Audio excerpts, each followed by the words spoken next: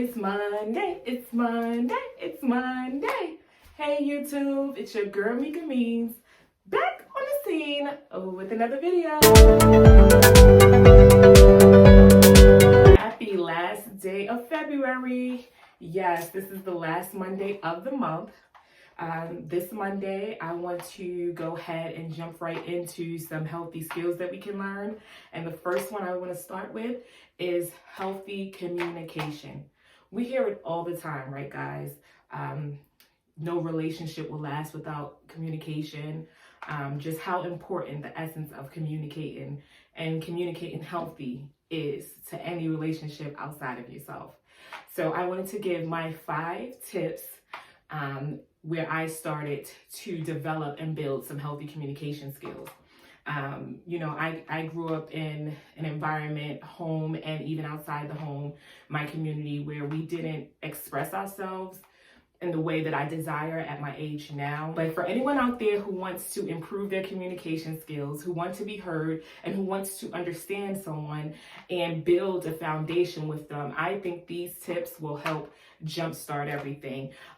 Like most things, communication is something we build on, right? So I believe at the core of this, right, if we're starting from the root, then these 5 steps are at the root. You want to put some of these tips and tricks so you can build a healthy tree of communication. So that's what I'm doing here. These are some things that help me, and I hope it can help you guys along the way. So we'll jump right into the first one. I did also write it on my board. I hope you guys can see it. 5 healthy communication tips. The first one I'm going to jump into is be open-minded. It's controversial what you want to start with when you're communicating, but I think it's essential to start with being open-minded. You are unique, right? You're uniquely yoked, right? You have your own perspective, you have your own understanding of life and what things are to you and what things mean to you, and you understand how you feel with something, right? Every cause is an effect, and certain causes affect you a certain way. So does the individual you're trying to talk to. You want to make sure that you're stepping into this space of communication, understanding that the person you're talking to is uniquely yoked as well.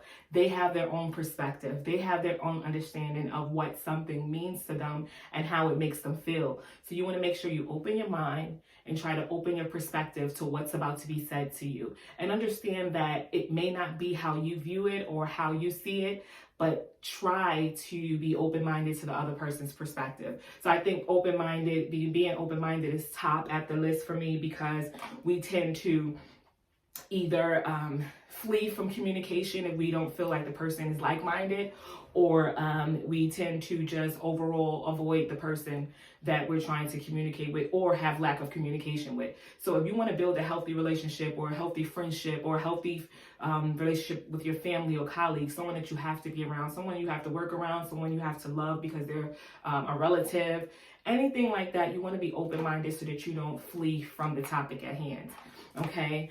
So the second one I put is listen to learn. This is important.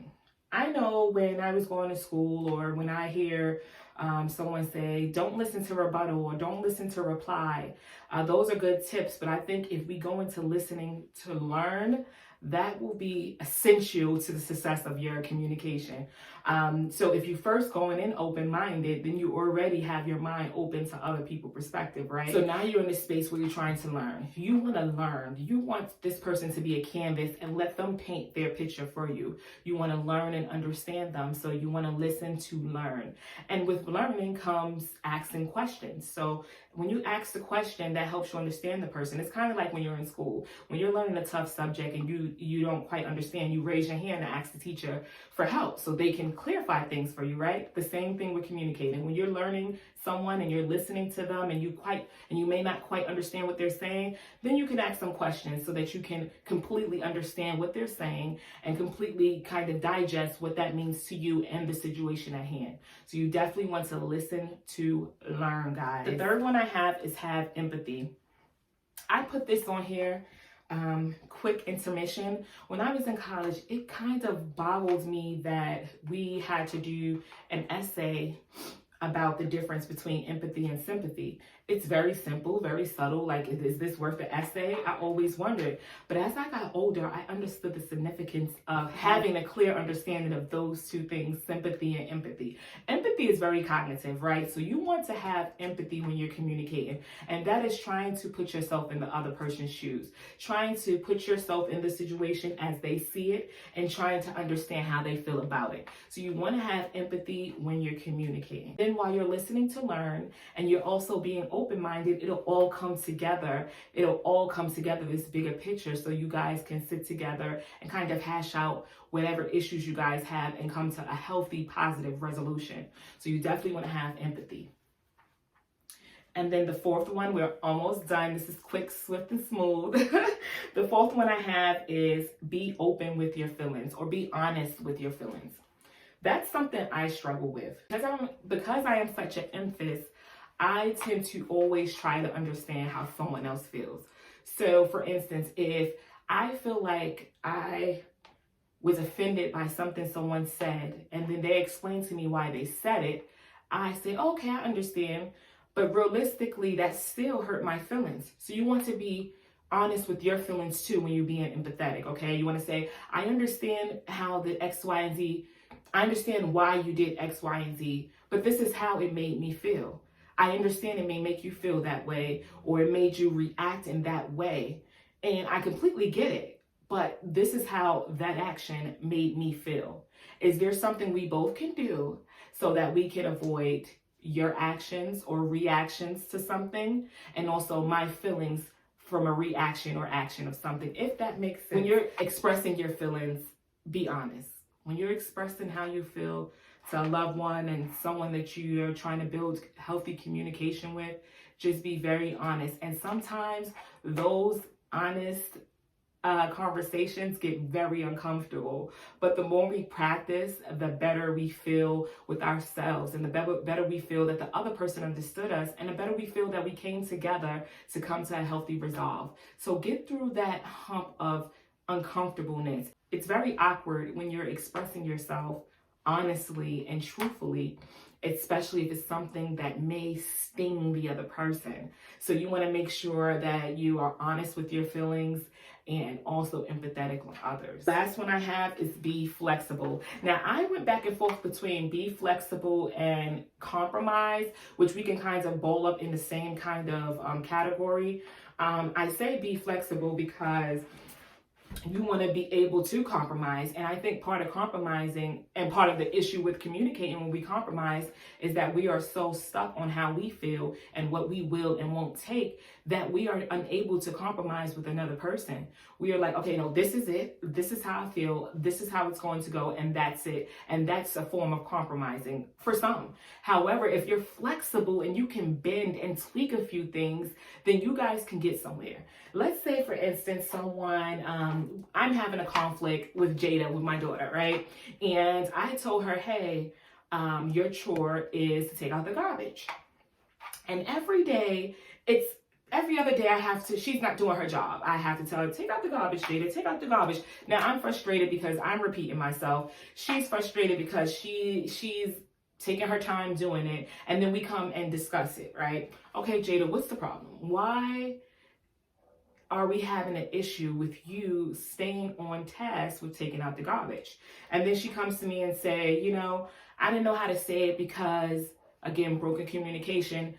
You always tell me what you says goes, this is my chore. If I want allowance, then I have to do this. But Mom, I don't like taking out the garbage. I just don't. I'm not a garbage girl, or pretty or whatever. And I say, okay, you know what? If I compromise, that means if I compromise, I can say, how about we take turns? Because I don't like taking garbage out either. But how about this? So that you don't have to have that on you all the time. Then I'll take it out 1 week. You take it out 1 week. I take it out 1 week, and we can kind of switch out on it. And that's a way to compromise.